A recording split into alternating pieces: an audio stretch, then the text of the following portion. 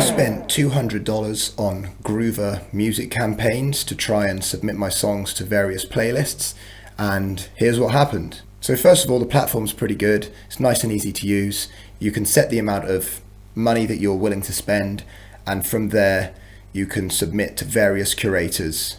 Now, as I said, I spent $200 here, and I was able to submit to about 80 curators. It was about $2 roughly per submission.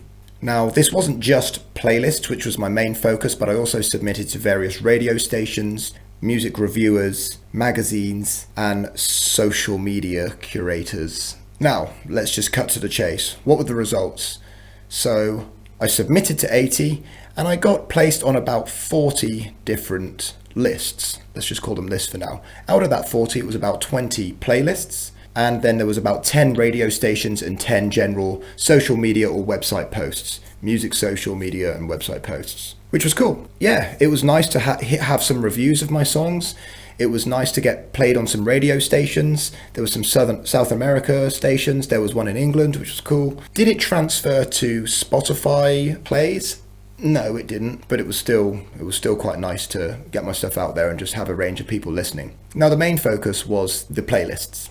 So it was about 20 playlists, and the results from this was about the same as if I hadn't been on the playlist. So I generally, at that time, was getting about 100 plays a week in total, and maybe it went up to about 120, 150 plays a week for that time. So it was great, it was worth it. My expectations were a little higher than the results. I was thinking, oh great, I'm paying to get on some playlists. These are going to be decent playlists. It just turned out that I was getting an extra, 10 to 20 plays per playlist. As an emerging artist, anything is worth it at the end of the day. You've got to do whatever you can to get more exposure, whether it is submitting to paid playlists, paying the extra, doing some kind of paid marketing. I think it has to be done. It's really hard to reach everything organically. However, at this stage, before I got on some recent pretty big playlists, which is for another video, but at this stage, my best playlist placements were all free. It was from doing some research, looking at various playlists on Spotify, checking out their email, following them on Instagram, sending them a message, emailing people, and I've got to admit, I've been doing this tirelessly for the past, what month are we in now? September, 9 months.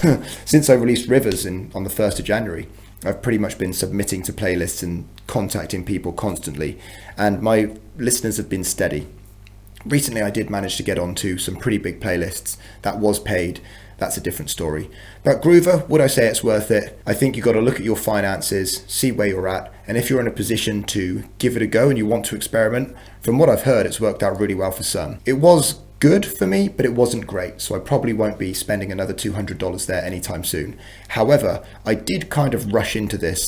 I looked through the playlist. I was just like, yeah, let's get it done. Let's just go, which probably wasn't the best idea. I was writing little personal messages to each playlist, but after I'd done about 10, 15, 20, I was like, look, let's just send this and see the results.